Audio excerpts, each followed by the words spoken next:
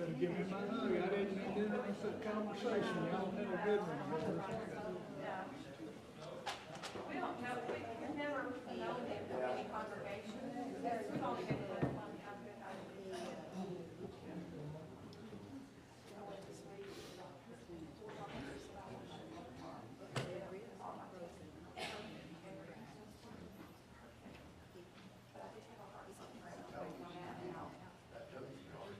Did you take a week or what?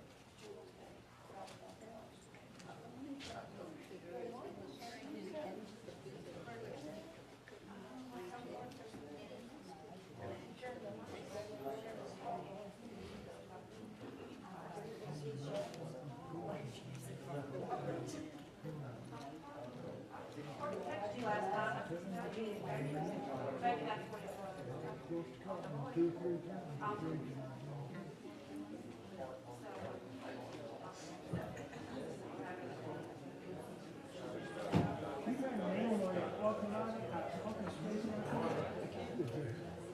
I try to keep it. I was just wondering, I say, who was it that I told you?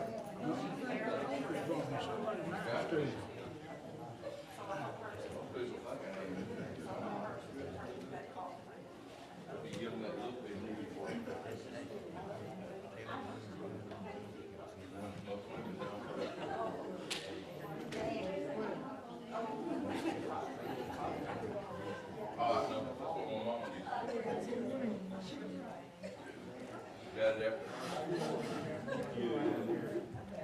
Oh, I did.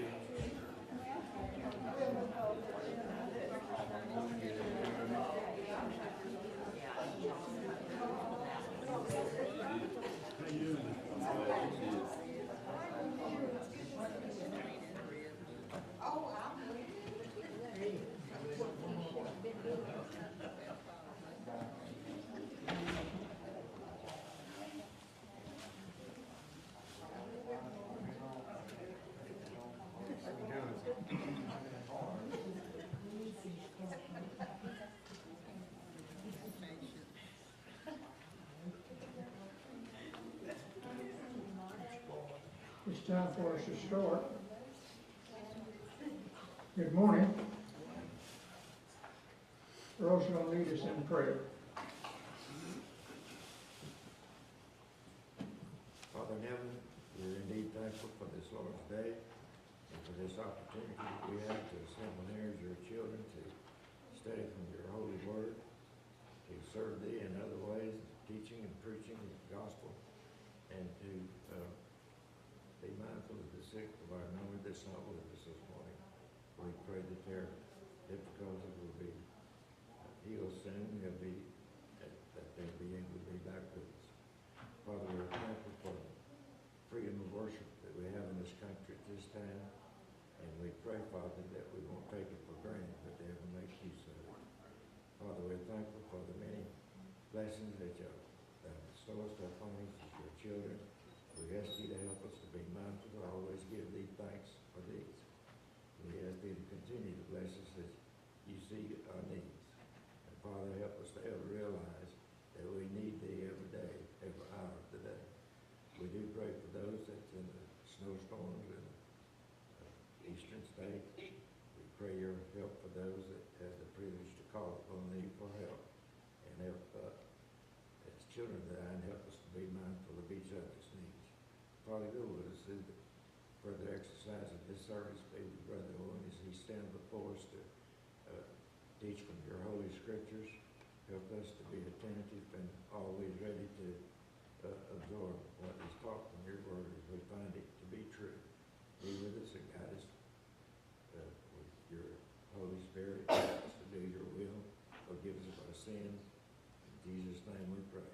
Amen. Amen.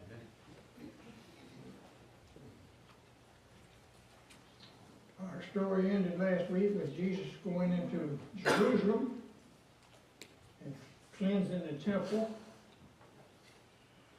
And then he left Jerusalem and went back out of town, Bethany, to spend the night. The 18th verse of the 21st chapter says, "Now in the morning, as he returned to the city, he hungered. And he sees a fig tree, and he goes to it, and he doesn't find any fruit." A lot of people have a lot to say about this little story. But I think it has one point that needs to be made. And he's showing his disciples a different side of him. All the time that he's used his power to heal, he's been healing some people. Now he shows that he has power over other things. And he heals this tree. And I'm persuaded the story we're supposed to learn from this is that Jesus is trying to assure his apostles that nobody's going to do anything to him except what has to be done. In other words, the apostles have already rebuked him, Peter being the one, for telling him that he's going to die. And he's assured them that it's necessary for him to die. He's showing them in this activity that he has the power even to kill a tree. And nobody's going to lay a hand on him before the time. Somebody else may have a different thought about this, but that's the story I get. That's the point I get from this story. Anybody else have a comment or question they want to make about it? All right. In the 20th verse, it says, when the disciples saw it, they marveled and were very confused about it. But that's my take on it. And he tells them that if they had the kind of faith that they ought to have, they could move a mountain. And of course, we've said this before, we don't have a record of anybody moving a mountain. And so we think it's a hyperbole. He's using a mountain to show how powerful faith is. But we don't know ever about anybody moving a mountain. Then we'll drop down to the 23rd verse. When he come to the temple, the chief priest and the elders of the people came to him.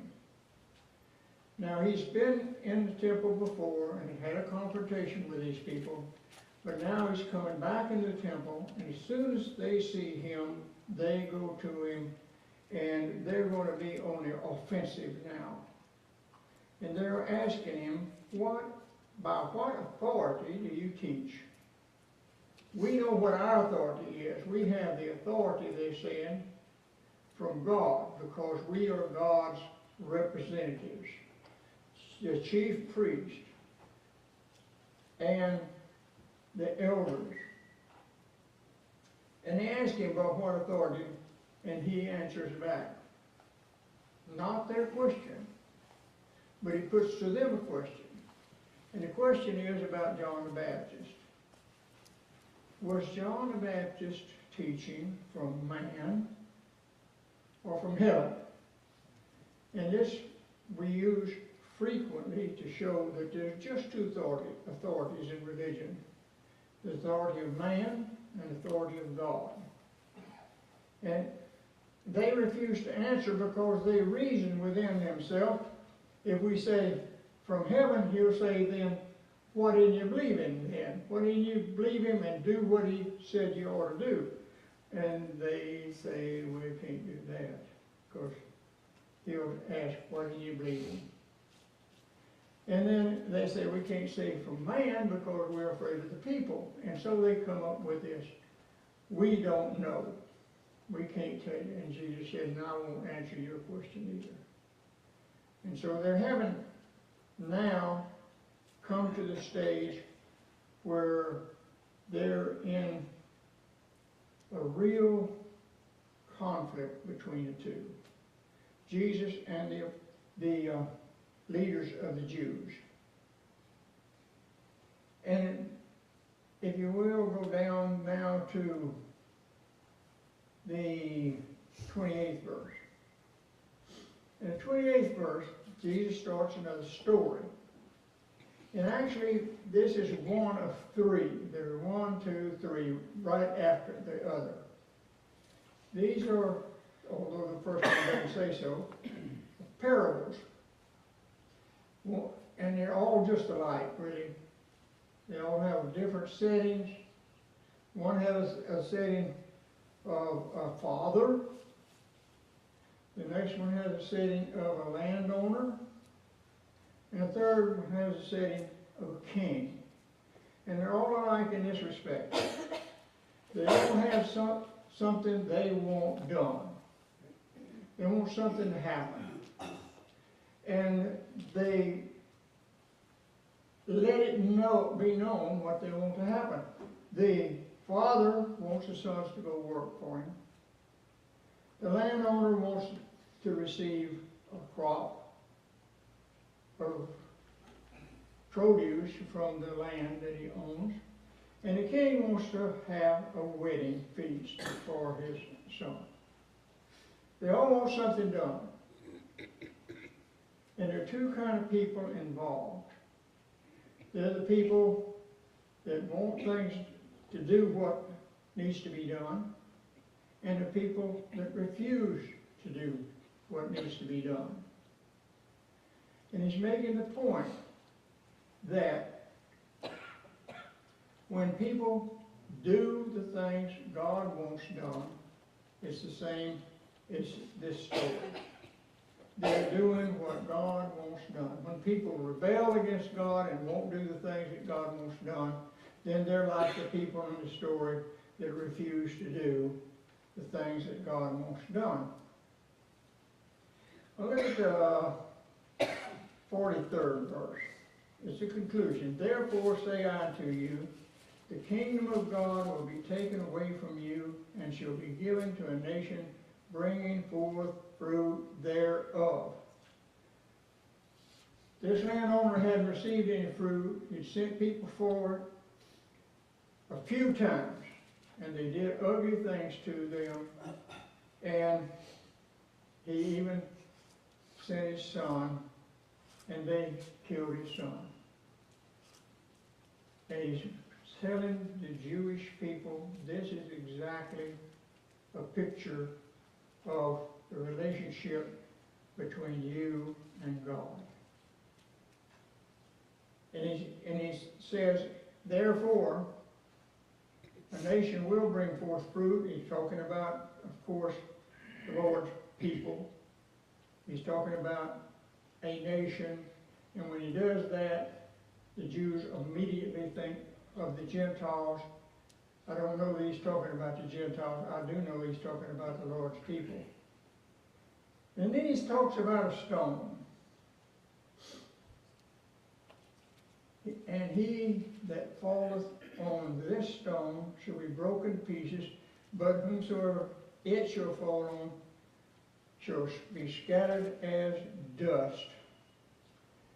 All of this has reference back to some things that he says back in the 42nd verse in Psalms 118 and from Isaiah 8. And it has to do with the truth that Jesus is this stone. And when people stumble and fall and don't accept Jesus Christ, it's as though they're going to be crushed by the stone and be like dust and just fly away and not amount to anything. Let's look at the 45th verse again. And when the chief priest and the Pharisees heard this parable, they perceived that he spake of them And when they sought to lay hands on him, they feared the multitude because they took him to be a prophet. Now the third parable, he says for the first time in these three, the kingdom of heaven is likened to a certain king. He's going to make this marriage for his son, and he invited all the people that were to come. And this is a perfect picture of Jesus Christ. God has invited all. Come unto me, all ye that labor and are heavy laden. Several times Jesus says, come unto me. The rich young ruler, follow me. And over, Jesus invites people to come. And they make excuses, like these people make excuses. Behold, I have made ready my dinner. The king says to all these people, but they made light of it in the 5th verse.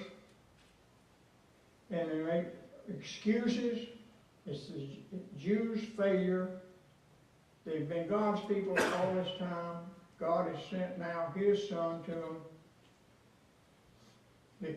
And they treated him, and the prophets, and they treated them shamefully and killed them.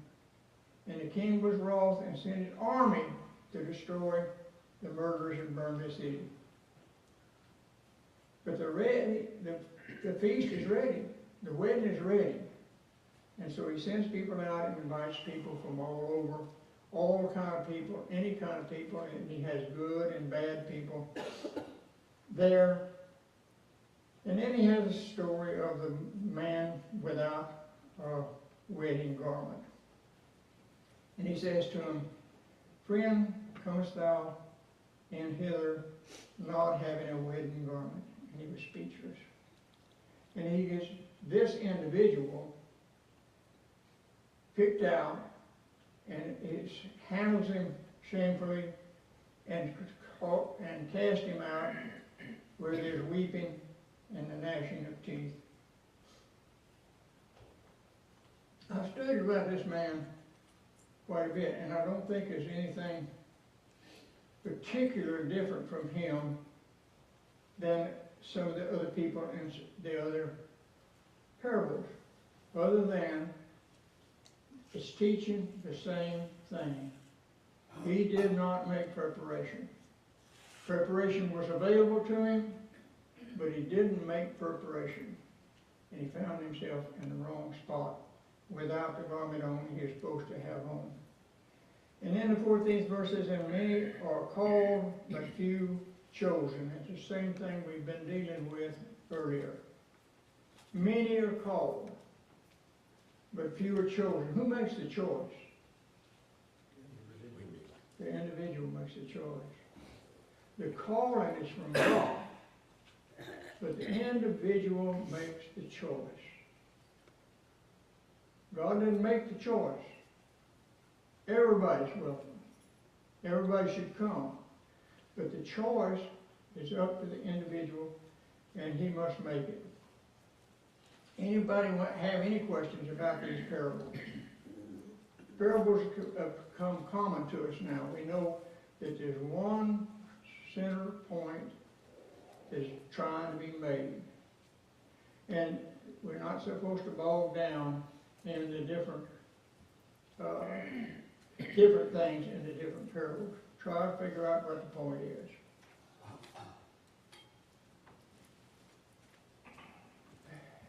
Now the Jews are going to come to him, the Pharisees this time, and they're trying to ensnare him. It's obvious. They're trying to trap him. But they bring along with them the Herodians. And this is a kind of a tricky thing they're doing. The Pharisees are experts in the law, and Herodians are expert in the physical law, the law from Rome, primarily. Teacher, we know that thou art true and carest not for anyone. They're kind of smoothing him up, trying to get over the point that they believe he is from God, but they don't believe it. They're just lying to him. And they don't regard men. Tell us, therefore, that being the case, you're not particular, you're not prejudiced, you're from God. What thinkest thou? Is it lawful to give tribute to Caesar or not? We've got it now. Because the law we're under necessitates our giving tribute to Caesar. The law of God says we should support the temple and the Levites. Is it right, all right, that we give this tribute to Caesar? Jesus perceived their wickedness and said, why are you making trial of me? Notice the next two words. Ye hypocrites. Jesus now has got it out on the table. I know what you people are. And I'm calling you out. This is what you are. You're hypocrites. And from this time on, it gets worse and worse. Time we get to the 23rd chapter, it's really getting bad, the situation between Jesus and his people. Then he says, whose is the image and superscription on the coin? And they say Caesar's. Of course, Caesar makes the money, actually has the money minted, and his picture is on it. And then he gives them the answer. Give the things to Caesar, they're Caesar's, and the things to God, they're God. And rather than their trap catching him, he is telling them how it really is, and they recognize it, and they back off. And now the Sadducees are going to come. They think they've got a plan also. And they say to him, because they don't believe there's a resurrection, they don't believe in angels, they don't believe in spirits, they don't believe in the resurrection, and I don't know how much more extensive the ideas are. Teacher, Moses said, if a man dieth and hath no children, his brother is to take his wife and raise up seed for his brother. And this is a thing that we've studied in the Old Testament, and it's being made an application to now for a reason. And that reason is to trap Jesus Christ with something that they can actually get their hands on and make an accusation against him that would stand. So this fellow has brothers, and he has 7 brothers. And so this woman became in their story, this woman became the wife of 7 different brothers. And they think they've got him now because whose wife will she be then in the resurrection? If there is a resurrection, whose wife shall she be? And Jesus says you don't understand the scriptures, you don't know them, and you don't understand them. When people get to heaven, there's not going to be any married couples. I told my wife when I was reading this the other day, you're not going to be my wife in heaven. They're not going to be wives and husbands in heaven. In the spiritual realm, it's one of the things that they don't have. Marriage is to bring forth children, to continue the race of people or people. But that's not going to happen. People are not going to be born in heaven. People are going to come from this life into heaven. And so Jesus explains that to them. Know not the power of God or the scriptures. For in the resurrection they neither marry or are given in marriage, but are as the angels in heaven. So we find out a fact about the angels. There's not male angels, there's not female angels, there's just angels. And when we get to heaven, there's just going to be saints. And that's the way it's going to be. Owen, All right? You saying Gabriel and Michael are female? I'm saying they don't have. Why would they give them a male name? Why do they call God a male? I'm just saying, how do you know that there aren't male and female? Because it says in the Bible, male and female will make it to heaven. Male and, Both sexes can make it to heaven. right. But we're going to have spiritual bodies, not physical bodies. We're not going to be male and female. This is one of the proofs, and of course I haven't prepared to bring forth others, but there are other proofs. Touching the resurrection of the dead, he says, have you not read? That which is spoken unto you of God, saying, I am the God of Abraham, the God of Isaac, and the God of Jacob. Is God the God of the dead? No, God is God of the alive. People that are alive. And they're alive in the resurrection. And they're alive after the resurrection. And they're alive people with God now, I'm convinced. And when the multitude heard it, they were astonished at his teaching. And so the Pharisees and the Herodians have had a shot at him. The Sadducees have had a shot at him. And now the Pharisees come back again in the 34th verse.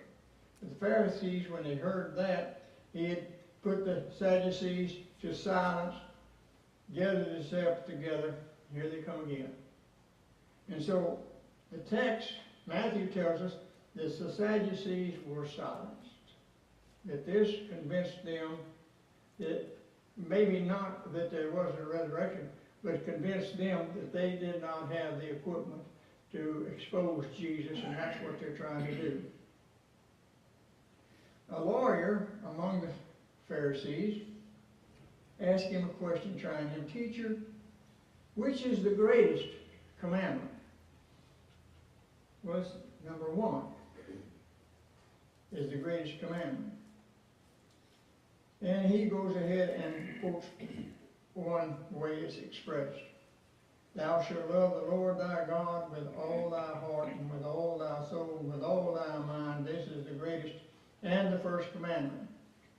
And the second, he gave him more than he asked for, but the second is important too. Thou shalt love thy neighbor as thyself. And then he zips it up by saying, on these 2 commandments the whole law hangeth, and the prophets.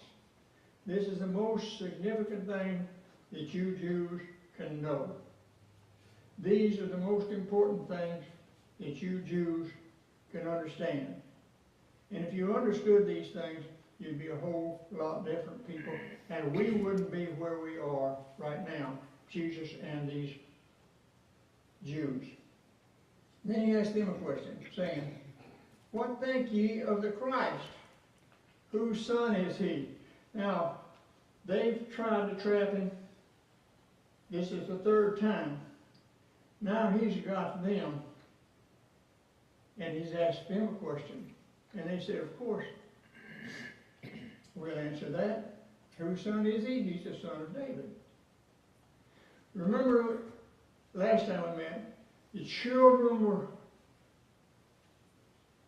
screaming at the top of their voice, Hosanna to the Son of David, when Jesus had his triumphant entry into Jerusalem.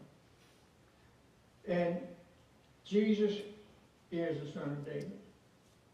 Don't misunderstand that. In his lineage, and that's one of the first things that Matthew introduced in this book.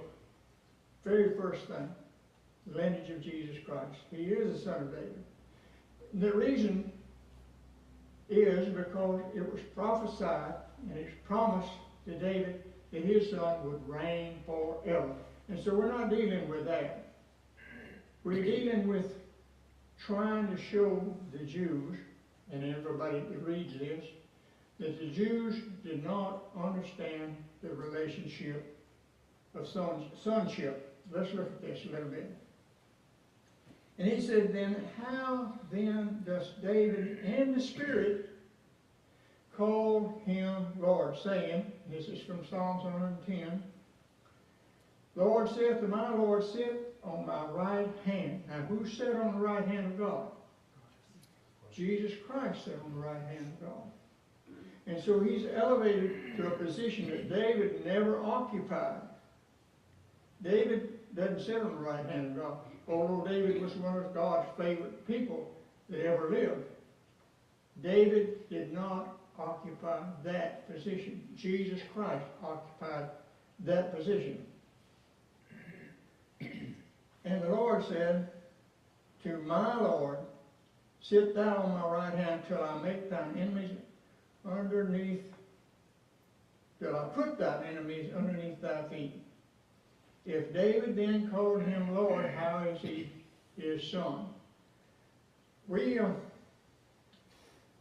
have a cut and dried relationship between fathers and sons in our generation. But in the generations of the Jews, the father was the one. The son was number two. The father, as long as he lived, he was over his son. And give me an instance when that wasn't the case. Dealing with David. You remember when Absalom was chasing David, when Absalom was defiling David's wives, when Absalom was doing out of his place, the father was the one, as long as the father lived. And so, when David talked about Jesus as Lord, he is breaking the normal relationship between father and son, because he recognized, unlike him and his kingdom, he was going to pass away. His kingdom was going to pass away. But the promise he has from God is a son whose kingdom will never pass away, and he'll never pass away. And so Jesus was more important than David in David's mind.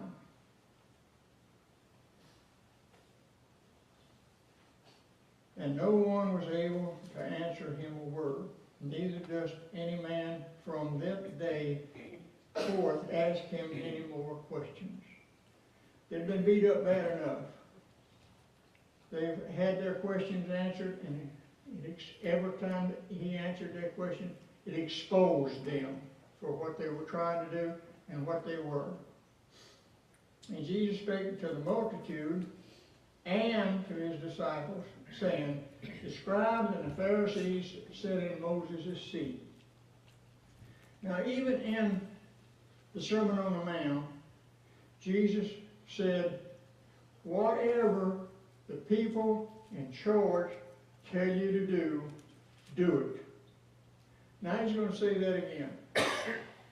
The Pharisees, the Sadducees, the chief priests, the scribes, whatever they demand of you, do it. And remember, he's talking to Jews now. But I think he's talking into the future as well. The scribes and the Pharisees sit in Moses' seat. And that's talking about being under the law, and they were under the law. But understand this, all the time that's happening, they demand certain things of you that they would not do at all. That they don't do, and he even says they wouldn't do it if it was as little a thing as they could accomplish with their little finger. They still wouldn't do it. Yea, they bind heavy burdens, grievous to be borne, and lay them on men's shoulders, but they themselves wouldn't move them with their little finger. But all their works they do for one reason. What should that reason be? Please God. To serve and please God. That is really what they're here for. And they occupy those positions for. But their ambition and their reason for doing all the things that they do, all the things they do, is to be seen of men and to receive from being received of man what? Glory and power. They love the glory they receive from men. Occupying a position in men's sight is being holy, and they go to such extremes to do it that it's just magnificent. It's just out of this world. But their works they do to be seen of men.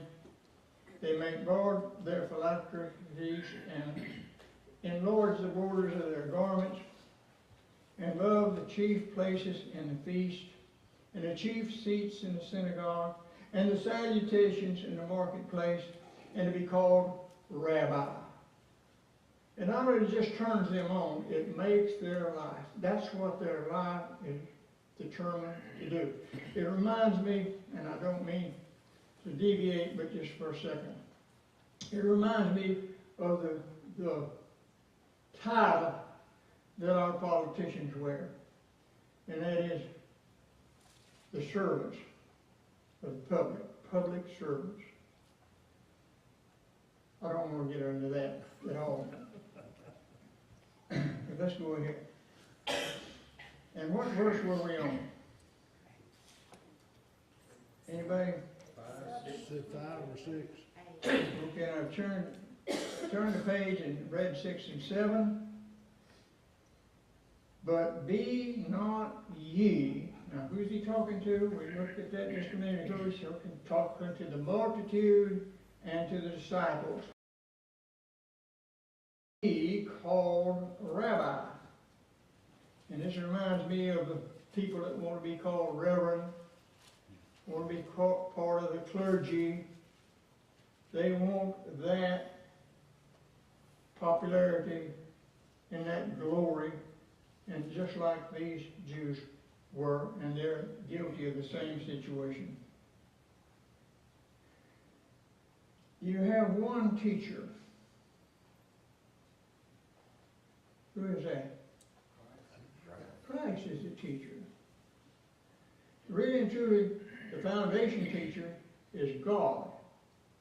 And Christ is his spokesman. And when Christ quits being his spokesman, who is his spokesman? Holy Spirit. The Holy Spirit through the apostles. That's exactly right. Ye are all brethren, and call no man your father on earth, and that's ignored, of course. You have one is your Father, even he who is in heaven. And of course that's God. Neither be called masters, for you have one master, and that's Christ. But he that is greatest among you shall be your servant. And he's dealt with this before. He's still having to deal with it. People still have in their idea a picture of earthly heaven, earthly kingdom here on earth, where Christ is going to rule, and he will have people sitting on his right hand, on his left hand, like the brother's mother wanted her son to sit. But that's not going to be the case. And whoever shall exalt himself shall be humbled, and whoever shall humble himself shall be exalted. But woe unto you, scribes and Pharisees, hypocrites, because you shut the kingdom of heaven against all men. Here he is calling them hypocrites. And it's what they are. They are hypocrites. He's just talked about how the hypocrisy existed. Because you shut the kingdom of heaven against all men. How could they have that kind of power? Not teaching the truth. The truth, whether at any time in the relationship between God and man, is the same power that we recognize it having today. It not only establishes that relationship, but it maintains that relationship. And we need to recognize that and maintain that relationship. But they have corrupted God's truth to the point that anybody that accepts their teaching is excluded from a relationship with God, and it's going to be apparent all the way between now and AD 70 when it's really going to explode. For you enter not in yourself. You not only you don't practice the things that God wants you to practice. That's the reason they're hypocrites. But you claim to be. Is it time? Yes, sir. Your bell just rang. Well, I'm getting magic, aren't I? I thank you for your attention. And we will start with the 13th verse of this 23rd chapter.